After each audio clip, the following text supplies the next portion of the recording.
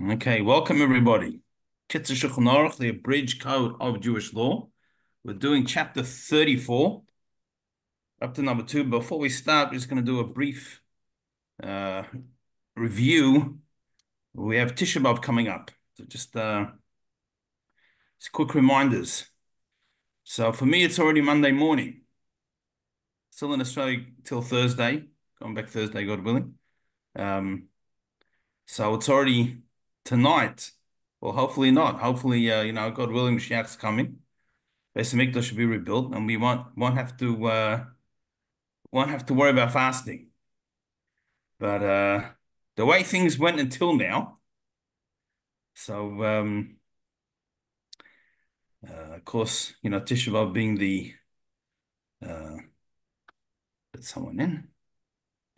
Tisha B'Av being we'll loosely call it the saddest day in the Jewish calendar. Um, it's much more than just that. Just one of the things about Tisha B'Av. Um, it's dual purpose, right? So although we're remembering the past, remembering the tragedies of the past, but that's the beginning, not the end, right? There are some places, and we're not criticizing anyone, but some people I think are sometimes misguided, and the entire Judaism consists of Holocaust museums, right? That's how they identify.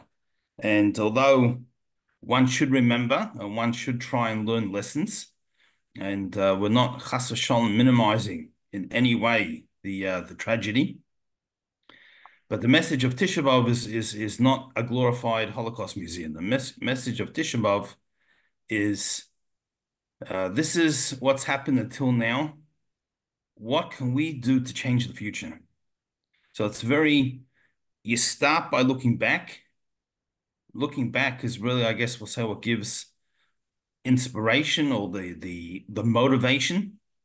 But the purpose of Tisha B'Av is to look forward, is to try and change the world, that we should have a different reality.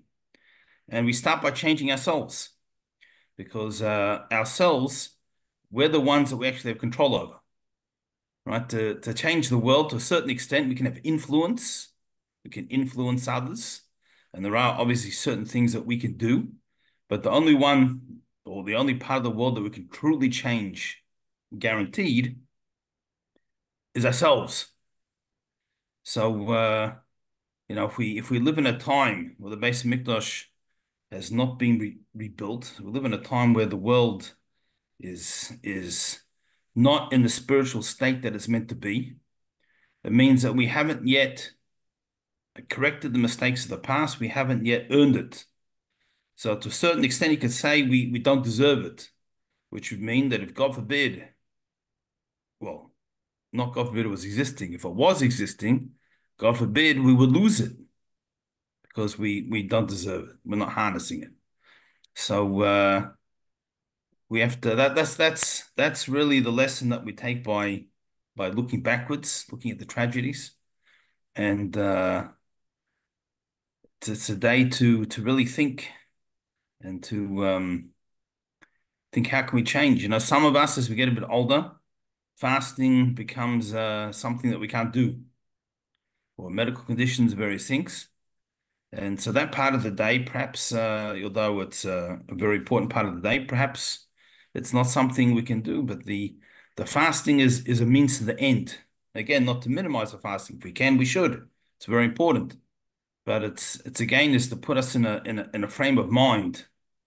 We don't feel the same after some steak and a good steak and a beer at the barbecue than we do after fasting. It puts us in a different frame of mind, different energy. It's to try and change, try and do something. So it's really a day I think where everyone can try and take just spend some time beforehand. What am I going to do different this year? And We say a hopefully there won't be another Tisha B'Av. Sorry? we say a special blessing for that beer You say bracha to beer, bracha to basada. That's it. There's so just some quick halachas just to so on Tisha B'Av we have five things that we don't do. I was about to say 5 things we do, but 5 things we don't do to again to help put us in that frame of mind. They're borrowed from Yom Kippur, but for a different purpose of Yom Kippur. Right? Yom Kippur is not really about sadness. Yom Kippur is serious, but certainly no sadness.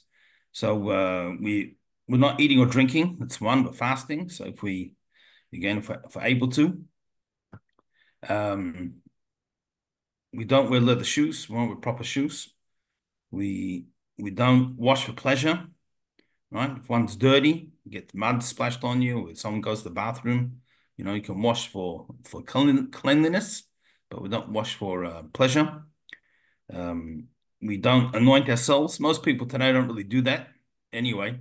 And if we do, it's for medical reasons usually, so in which case you're allowed to. But once in the past, people, I guess, is part of their regular routine, used to rub oil into themselves and various things. And we don't have marital relations on Tisha B'Av. So we avoid these 5 things. We also Rabbi, we yes. just a quick question. With cutting the nails, is that during the 9 days or during the week that Tisha B'Av falls in? Generally, it's actually different customs, but if you don't have a specific custom, I would say just the week Tisha B'Av doesn't fall. Okay, and what's the custom of Lubavitch? I think that is the custom. The week Tisha B'Av falls in. Okay, thanks. Pretty sure. And um, you say we don't study Torah as usual, right? Because studying Torah makes us happy. It's an enjoyable experience. It's very fulfilling, very meaningful, and it's something that makes us feel good about ourselves. And however, learning never ends, right? That's I don't know if you ever been to summer camp, the religious summer camps. So they have learning classes, and when learning classes are finished and it's time to start the sport, they announce over the PA system, "Learning never ends. Learning never ends. Learning classes are now over. Please go to where we're meant to go." But learning never ends. It's an ongoing experience. So on Tisha B'Av we have to learn as well. But we learn maybe the book of Eicha. There's parts of the Sefer Yirmiyahu. There's there's in the Talmud the history of the destruction. Um, so there's parts that we learn. There's an interesting custom that many people have is on Tisha B'Av they learn the laws of mourning. It's it's something that Hashem should bless us, so we should never need to know them. Right? It should become a something of the past, and we should have the resurrection of the deceased and the messianic age today, God willing. But it's something when people need to know it, usually they don't have the headspace to be able to think and to look things up. And Tisha B'Av is the time where you're limited to what you can learn. So it's one of the things that you could learn, and it's a so again those who have the Kitzur Shulchan Aruch, it's the book that we're studying, and particularly if you have a one with the English translation, it might be something worthwhile spending some time on Tisha B'Av on the evening until midday. On the day we sit on low chairs like mourners. Again, if we can, again, as long as we get old and various things, it gets a little well, difficult's okay, but sometimes getting down isn't the problem, it's getting back up. That doesn't always work. So if we can't, we can't. But if we can, it's a good thing to do. Um, Again, hopefully we won't need to. But uh, it's mourning the loss and then trying to have that mindset to be able to say what can we do different? How can we change it? Shouldn't happen again. Yes, David. What's the story with the Burrs? Burs. Oh, those things that they throw. Yeah. Yeah, personally, I'm not a big fan. So the origin is that there was uh, by the Alter Rebbe, the Shneimeh Zalman of Liadi, the author of the Tanya, right? So a visitor came and he was mourning a little excessively. Now, I don't think anyone minds, not mind's the right word, but when something is excessive, but it's for real, so you see someone's really getting caught up in the moment and it's having effect on them. And that can elicit some respect. But sometimes uh, people are externally putting on a certain display, and and the inside doesn't quite match the outside. And so the Chassid of Shmuel Munkus was a interesting fellow. He saw someone that he felt was a little overly externally excessive, and he threw one of these things at him. And in the northern hemisphere, they're soft. They've already let out the seeds, and it got like stuck in his beard, like it was like a Velcro. And people started to laugh, and it was it became something to lighten the mood, perhaps. Um, the fellow wasn't happy about it. He complained. So the Rav Shlomo Zalman Yadal Rebbe took him outside to and showed him that this Rav Shmuel Munkus was rolling around. I don't think an ant's nest or something. Was I wish that was how he mourned, but it was without anyone watching. It was so a lot of people do that to sort of stop the mourning getting excessive. So not a fan for two reasons.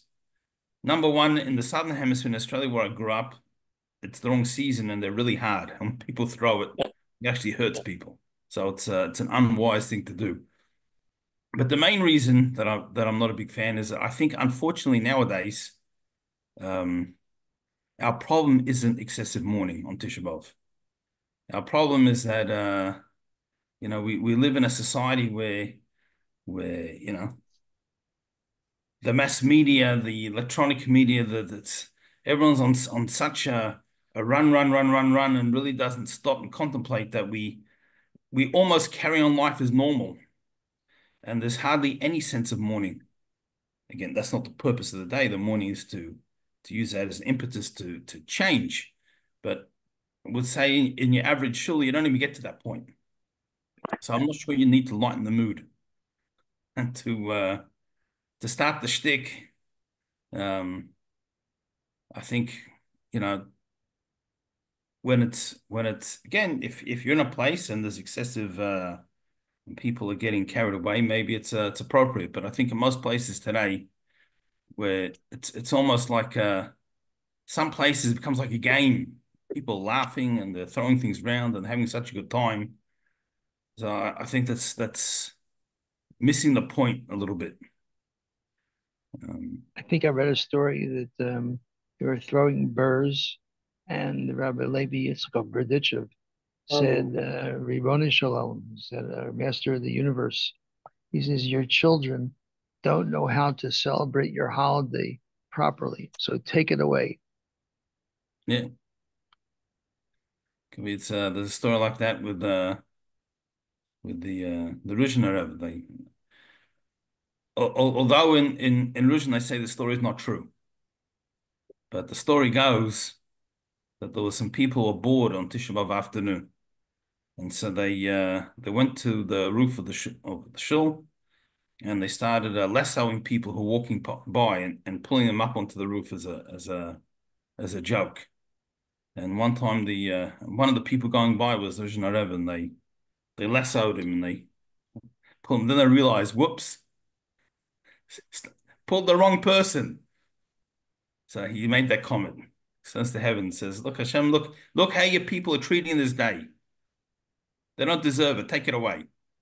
Oh, So maybe I get mixed up on the story. I yeah, think it that could was be. Look, it is the type of story that would go over Levi Superstition. So um, that's how it goes. Anyway, Hashem should that bless was a us. It great shouldn't be story. necessary this year, but if God forbid it is, we should really make the most of it and make sure there's not a next year. Yes, Victor. Yes.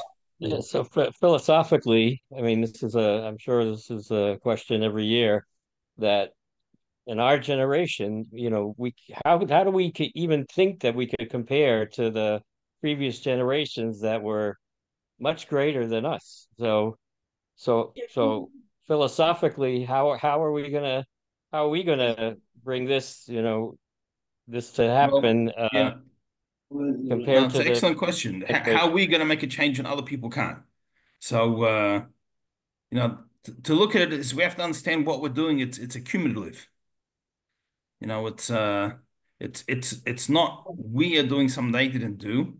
We're continuing what they did. So there's different parables given. One parable is, when people, they make a pyramid, human pyramid. So you have the biggest, strongest guys underneath, and then you keep going, and the guys on the very top, he's the smallest. He's the smallest of the lot, but at the end of the day, though, he's on the top. He reached the point. It's in school. I often compare it to when you bring in your stocker box, and people bring in the stocker box to a charity. So in the box you got pennies. Hopefully, you got more than that as well. But what can you buy with a penny? But there's what happens is you have the entire context of the contents of the box add up to something. And then it's not only your box you brought in, 50 other people also brought in a box. And so it's although each act might only mean a penny and a penny and a penny, but accumulatively achieve something. So even if we are not on the level of those in the past, and even if what we're doing, they might have been putting in $50, $100 bills, and we're putting in pennies and nickels and dimes, but it all adds up, and eventually we're gonna get to that total. God willing. So so it's really we're looking at finishing the job as opposed to achieving the job. Um, that's just one part. But at the end of the day, also, I can't compare myself to you. You can't compare myself to me. We can't compare ourselves to our grandparents. We can't compare ourselves to the past. We have our challenges. We have our responsibility for our spiritual growth, and so we have to work on what we have to work on. Others have to work on what they need to work on. But so it's twofold. We've got to work on ourselves. We've got to develop ourselves, and we've got to try and have an effect on others. Now they say there was a story about Reb Chaim Sanzi. People came to him. They said they asked him, how come he wasn't such a tzaddik like him? He couldn't bring Mashiach with his davening. It's famous for his davening. And he says, again, I don't know if he was being serious, or he was giving them a mussar lesson, giving them a lesson in their own spiritual self-development. But he says every time he davened Shemona Esrei, the Amida, he would daven a long time, and he said he almost got there. When the just he was about to finish, people around started talking about meaningless things, and it undid it. So you know, it's a team effort. Judaism is a team sport. We need everyone. All right, so that's Tisha B'av in a nutshell, and hopefully we can. It won't be this year. We'll have Beis Mikdash rebuilt. If Chas Shalom not, we can. Hopefully we can develop our souls and our surroundings as something be different for the future. Okay, so back to the Kitzur Shulchan, so chapter 34, number 2, those who joined us since we announced it. The laws of tzedakah. So number two, kol adam chayev litain tzedakah. Every individual, every person is obligated to give tzedakah. How? According to what they can afford. Right? So a person has to do, and again, tzedakah isn't always financial. There's a famous story told that there was a very rich businessman, and he was he wasn't very physical, and I mean, he lived the physical world. I mean, don't mean he was a very spiritual guy necessarily, but I mean he wasn't a handyman, so to speak. And he was traveling to a certain town on business with his coach driver, who was a little uncouth, and they arrived at the town, staying somewhere for Shabbos. And what happens was, uh, the businessman, he got all dressed for Shabbos. He was wearing his silk uh, kapota, his long silk coat, and he hears someone calling for help. He goes out. What's happened is someone's got his wagon stuck in the mud and needs help. So help another Jew. So off he goes to help. And unfortunately, he wasn't really adept at it. And not only did he not help, but he got it sunk further in the mud. And in the meantime, he got himself filthy. He tore his silk Shabbos clothes, and it was just disaster. Meanwhile, the coachman, who could have got the horses and wagon out in about 2 seconds, he was the expert at that. He went to shul early to invite poor people to join his Shabbos meal. And because he was there early, he was the first one to ask the poor people who were in the shul, and they accepted gratefully. They turned down other requests, other invitations, because they already had a place. And he took them, and nebuch, all he had was some black bread and herring. And these people who were essentially homeless were looking forward the whole week to having a good meal for Shabbos. Right? And the end of their lives, they went to heaven. And the problem is, they took each other's mitzvah. Right? So because of that, they both had to come back down to be reincarnated to live again. Each one had been created. Their life was about that day. The rich man was meant to bring home the guests and give them everything they needed and treat them. And the wagon driver was meant to help that Jew get out of the mud. They took each other's mitzvah. So tzedakah is not only, we shouldn't only think of it as financial. Definitely, that's a major way, very significant way of giving tzedakah. But there's time, there's effort, there's resources, there's advice, there's knowledge. There's so many ways that people can help. There's a friend of mine. He's a very generous individual. Does a lot of traditional tzedakah. Gives and involved in many activities. But one of the things that he does on the side, he helps people try and get mortgages. People,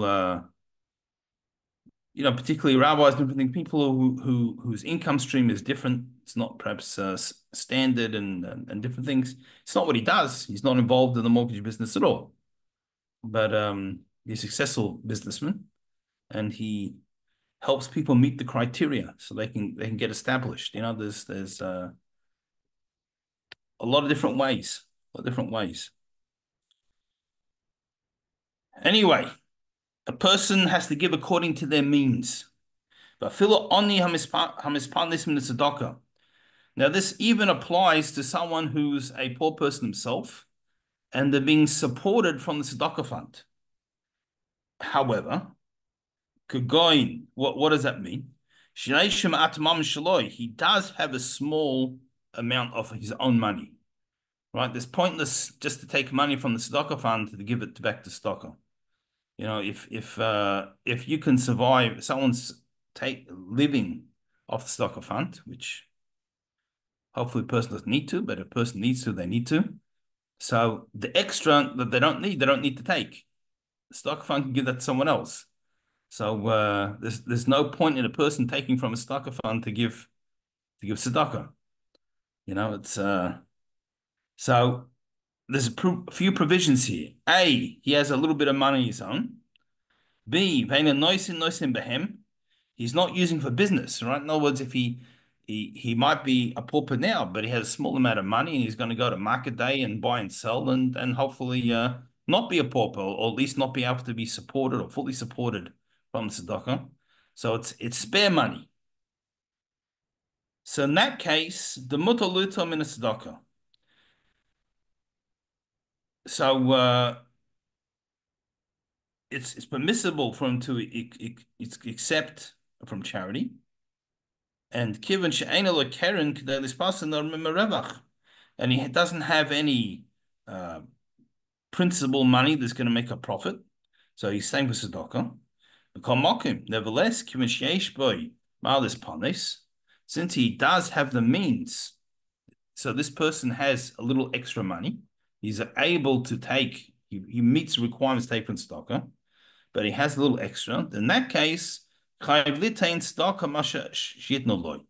Then he should give tzedakah from that which is given to him. But now, even if you can only give a little bit, it's often it's not the amount. Person doesn't have to give $1,000,000 to give tzedakah. He's only giving 10 cents. Al yimnas atzmoi. He shouldn't hold himself back. He shouldn't refrain from giving. Ki mat mishaloi choshev k'meharba min osher. Because his a little bit, from Hashem's perspective, is at least as significant as a large amount from a wealthy person. Right? You can have a certain person on their income, they give $5. That can be more meaningful than someone else in a very large income giving $5,000. To the guy collecting, maybe he prefers the $5,000. But Hashem is not looking, as we often say, Judaism is not about the destination, it's about the journey. Well, the person who's giving the percentage of their money that they give, or the sincerity and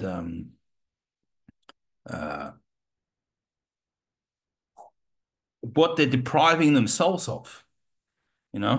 Sometimes person they gave the $5,000, it's they don't even notice it. There was a in Australia they had the wealthiest man in Australia at the time. He's passed away since, but he was various business enterprises, and one time someone stole a few $1,000,000 from his office.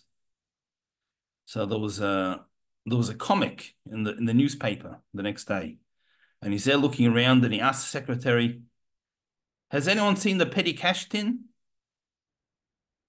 It's like a small change. It's like for him it was a nothing.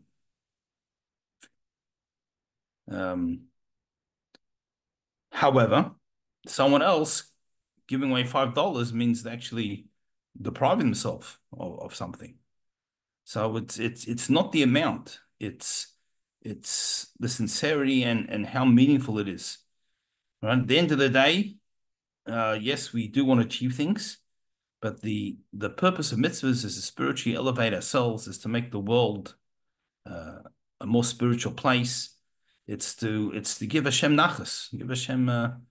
We're doing it for Hashem.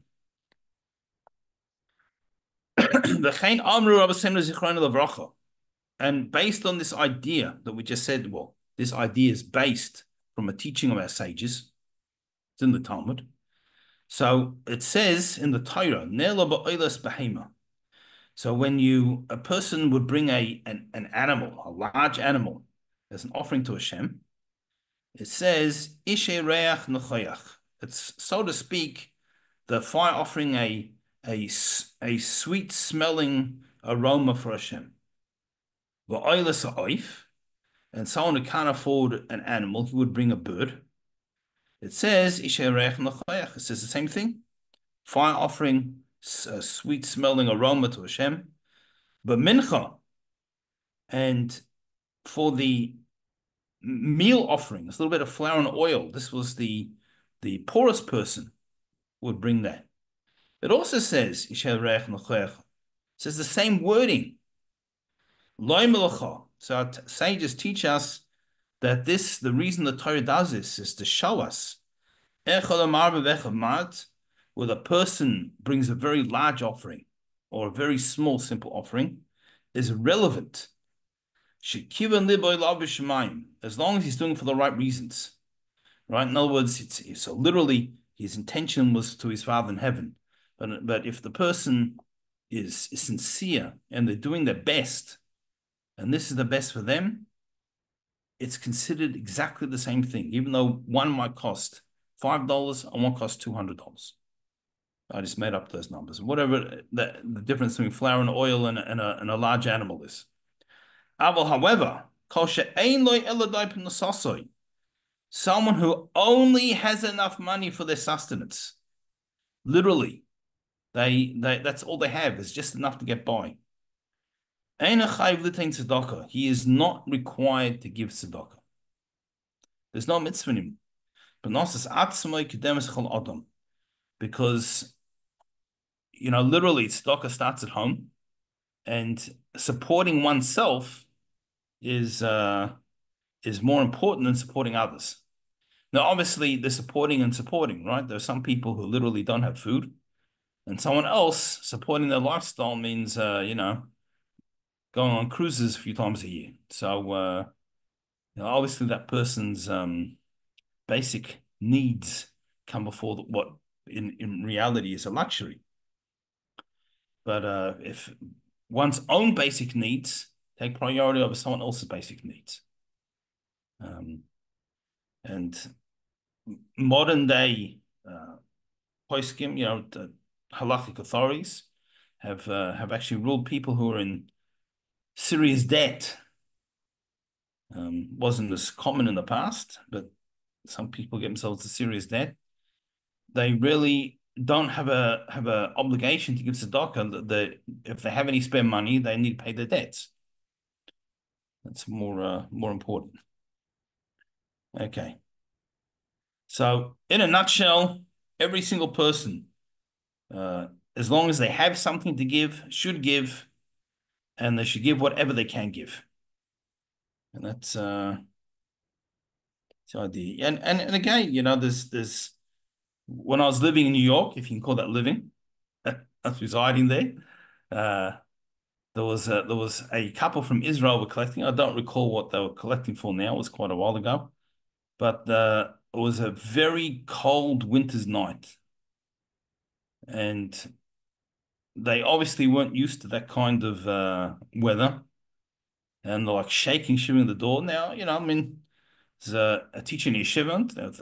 Thank God we got by. We were able to give something, but I'm sure not that significant compared to what other people hopefully gave. But we were able to invite them in. My wife made them a cup of tea. We offered them something to eat, but they were just happy with a hot drink. At least bring them in out of the cold for a few minutes, and the hot drink that made them. They were then able to go around the rest of the evening collecting door to door. What in a much better situation. So tzedakah is not only the money, as we said. There's many ways to give tzedakah. Okay, Gimel number 3. So common noise in the oni. How much should you give to a poor person? So the simple answer is whatever he needs, that he's lacking. So and again, we're presuming you have the means to make up the entire shortfall that he's lacking, because as we said in number 2, person can only give what they have, right? So we give what we can, but presuming that person has more, they've significant amounts to give. What should they give? Whatever the person is lacking. This means, but onishim kabel chashoy, a person who accepts tzedakah in secret, right? So in other words, this person is not begging door to door in public. They're at a point. Hopefully they can.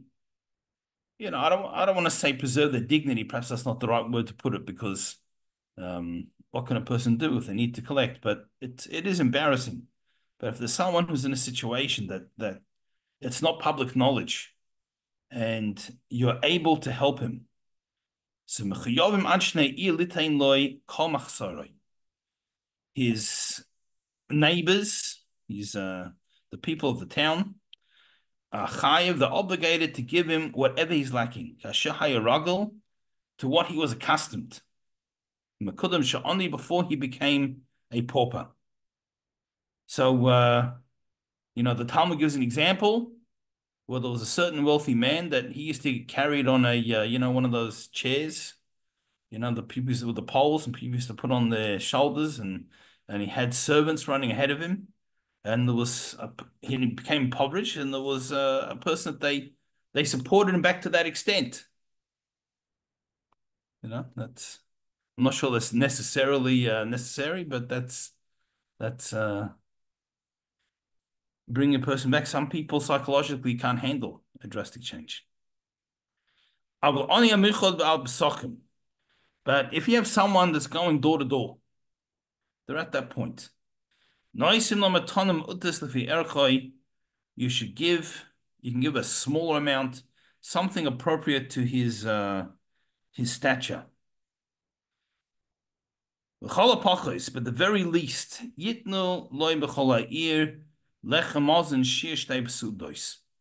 the people of the city should give this person bread and other food sufficient for 2 meals. Malcolm Loloin, and a place to sleep. So again, thank God most people aren't in this situation, but it used to be people really the only, especially in Eastern Europe, there were laws that Jews couldn't own land in many places. Many professions were closed to Jews. It was very difficult times. And a lot of people really, all they could do was go door to door. They travel from town to town. So each town essentially, if they can, should have a place where the homeless can stay. There should be a place where they can live, they can sleep safely, and they should get two proper meals a day. This is the very minimum. Furthermore, we should also sustain and clothe non-Jews, together with the poor Jews, because this is how we maintain good relations in the wider community. We have responsibility to the wider community as well. Okay, so that's what should be given. In other words, that's responsibility community as a whole. So comes number 4. Now comes the individual. What should a person give? So, okay, our community as a whole, we have to make sure that everyone has a place to sleep, they have clothes, they have something to eat. That's our responsibility as a community. But me as an individual, what's my responsibility? So, Shana Rishona, Hamaisim and the Keren. So the first year, again, we'll say the economy was a little bit different in those days. So this is speaking about where someone has an initial amount of money that they invest in some type of enterprise. Then each year they earn profits, either reinvesting or continual profits, what it happens to be. So in that case, the first year, so they've got their initial investment, they should give 1/10 of the initial amount. Each year after that, he gives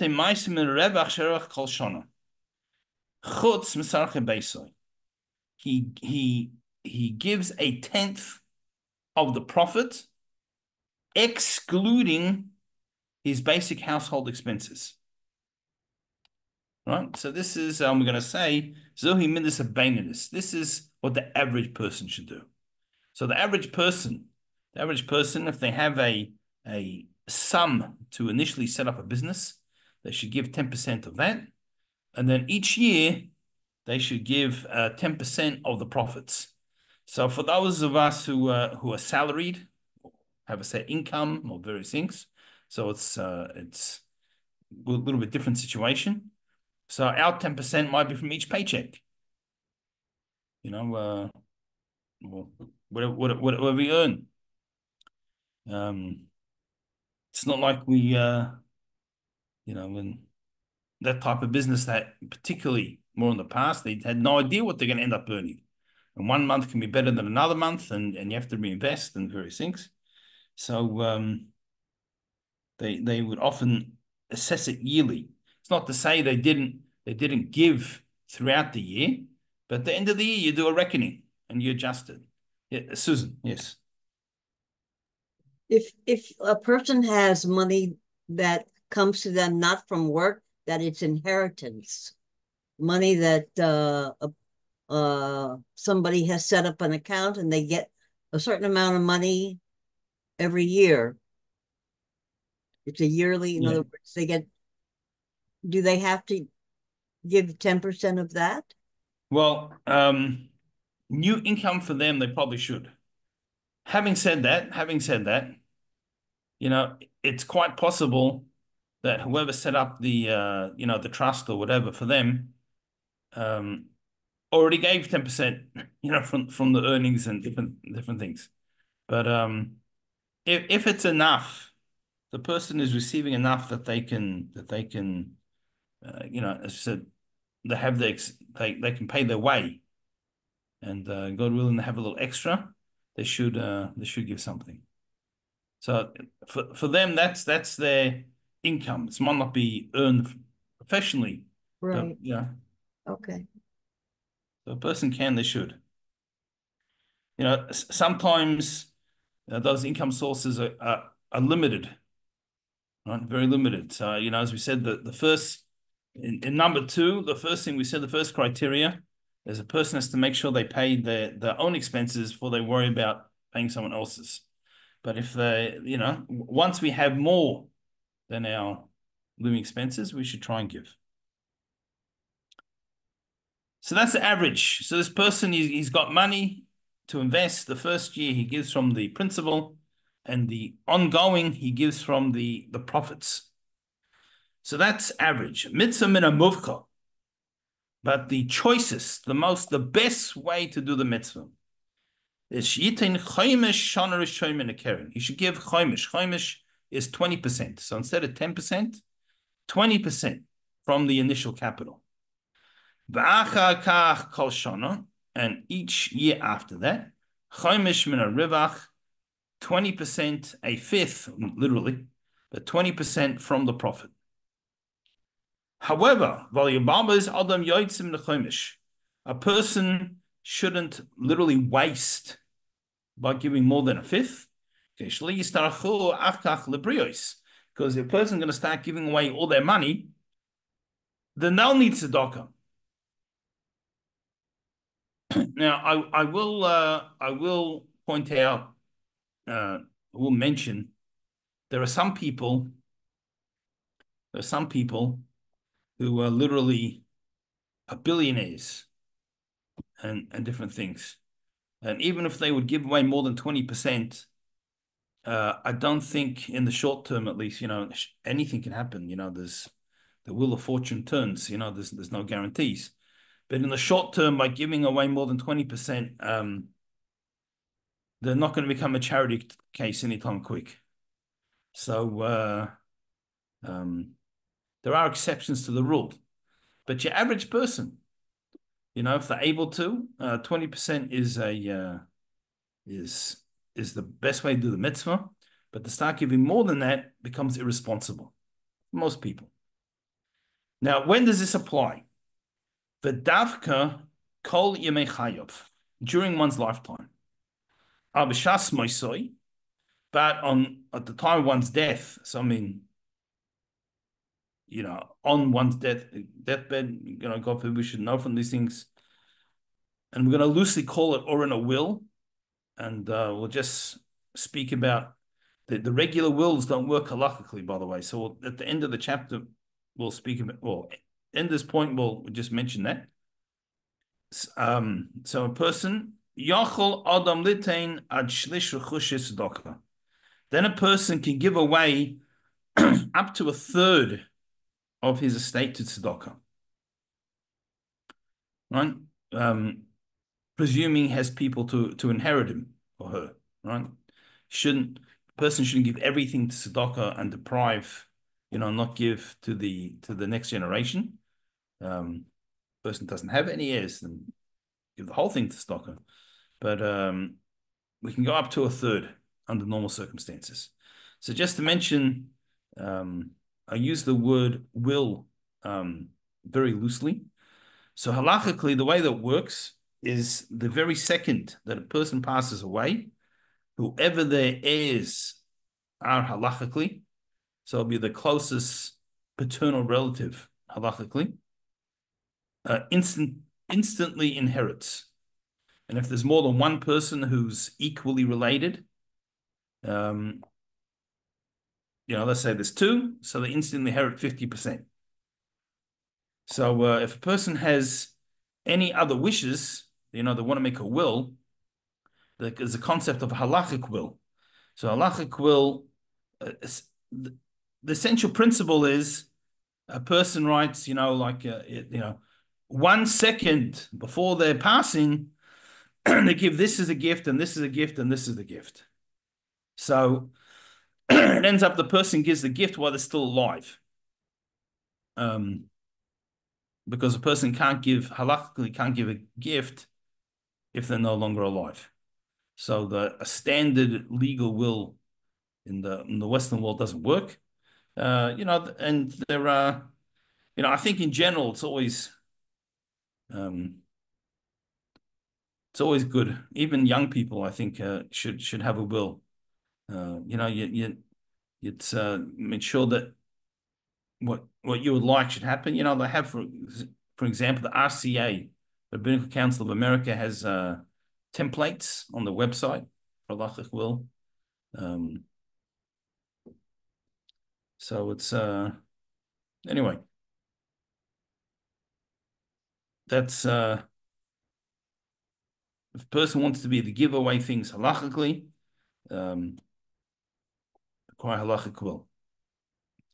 Okay, so average person gives 10%. A person, the choicest way, if they're able to, should give 20%. And a person in the will, for lack of a better term, can give up to a third, 33.333. All right. So that's what a person give away. But now we're going to have some limitations. What can't we use it on? Ein lasois maisa shel davar mitzvah. Oy shel davarim la mitzvah. Skip the phrase. A person cannot use his maisa, his 10% or 20, whatever he's giving, to fulfill a mitzvah. Could go in neighbors the basic knesses, for example, lights, candles, literally, because they had lights for the shul, shad davarim shel mitzvah, or other mitzvah objects. Rak yitneu laniyim, the 10% should be given to poor, to needy. In this damen lo mitzvah.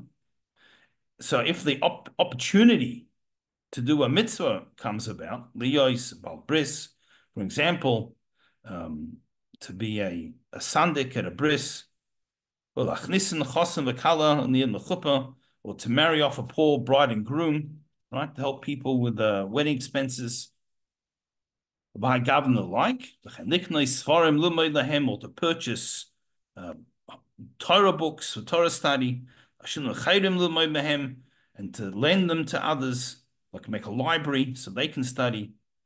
If he can't afford it, and he would not have been able to do this mitzvah with his own money, then yachlos is maisa. Now we can use maisa. Can use his 10%. So a person has an obligation to give their 10%. And again, as we said, limited to what it says number 2, this providing that the person has their basic needs. If they don't have basic needs, if I give my 10%, they're not going to be able to pay rent and this without luxuries, then they have to take care of themselves first. But presuming a person has 10% to give, it should go directly to people who are needy or organizations that look after people who are needy, and it shouldn't go to other things unless that's the only way you could do that mitzvah. So although we gave the example of not to buy candles for the shul for Maisa, so today we'll call that paying the shul's electricity bill. But if a person, after they give Maisa, they give their 10%, there's no other money to give to Stockholm. That's it. And there's not a poor person right now, at least in your vicinity that you're aware of. And so you wouldn't be able to do this mitzvah otherwise. You wouldn't be able to buy Torah books for people to study from, or whatever, to support a yeshiva, whatever happens to be. Then a person can use Maisa. That person can use that money.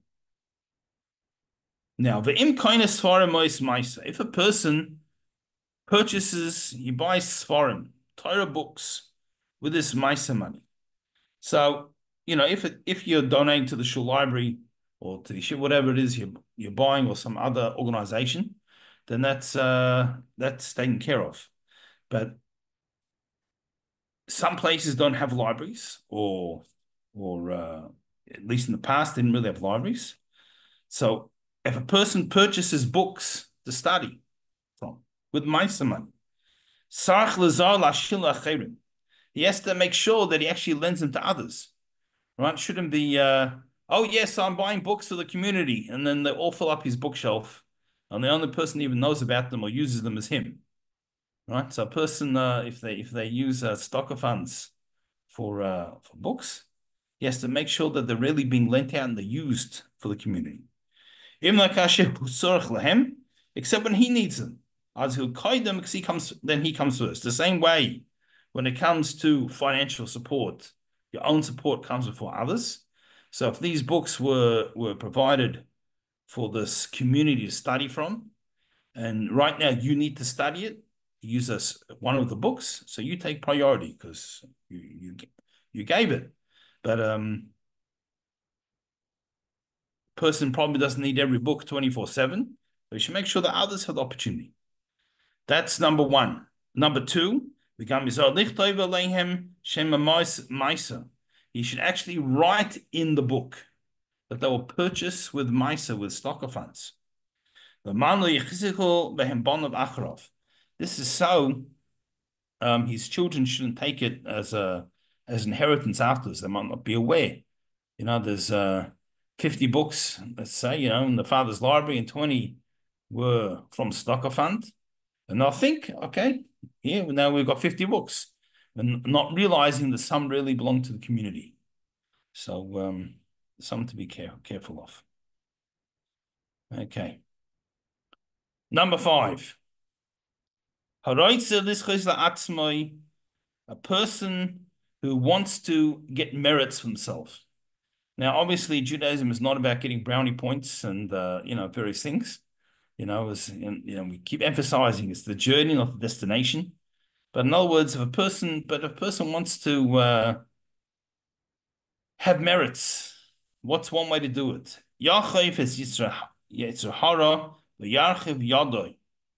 A person should defeat his Yetzer Hara and be open-handed. Right? Giving tzedakah is probably the biggest Yetzer Hara.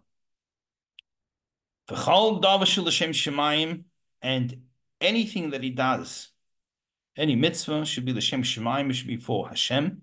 Anything that you do, it should be done in the best possible way. In so if he, for example, if he builds a shul, it should be nicer than his own house that he builds. If he feeds a hungry person, you should feed him the best and nicest food that's on his table. If he provides clothes for someone who doesn't have any clothes, you should give him the nice clothes like he has. If he he gives something to a stocker fund. Let's say to a shul as an example. He should give nice things. Right?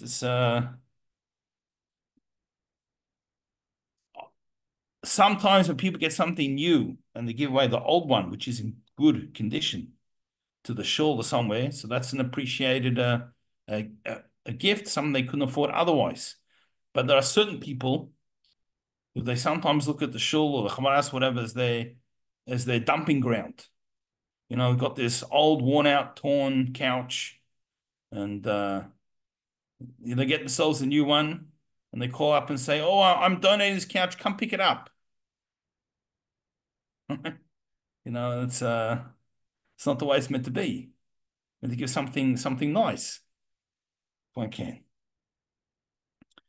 Similarly, it says in the verse in Vayikra, Kol Chaylev Lashem. It's actually talking about the offerings, but it's the choicest parts go for Hashem. So a person should always try and do mitzvahs in the best way that they can. Now, just discuss this, put this into perspective. As I said, people shouldn't make the shul the dumping ground for the old broken couch. But a person has quite a very nice couch, but for whatever reason they're able to get an even nicer one, and that couch is in the one they're giving is in good condition and it's going to be appreciated. So then you don't necessarily have to buy two brand new couches. You can give the older one. Although we said person should give the nicest clothes like he wears, that's not to say.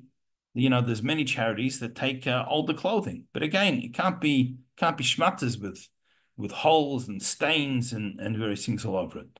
But a person has clothes in good condition that they don't use. A person can give. It's not always buying a brand new and various things, but it's meant to be an attitude, a mindset. Shouldn't be a junk goes to charity and I keep all the good stuff for myself.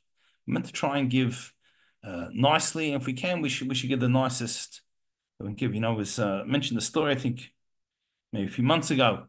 There was a certain wealthy man, but as part of his spiritual development, he felt that he shouldn't indulge in materialism. So although he had the means to eat very nicely, he ate very simply. And a rabbi, I don't recall which one it was, called him aside one day and he gave him a menu, and it had the finest foods. Says that's what you should eat every day. He says, why? He says, because if you're happy with bread and water, then the pauper, you're the rich man, right? The pauper, you're going to give him air.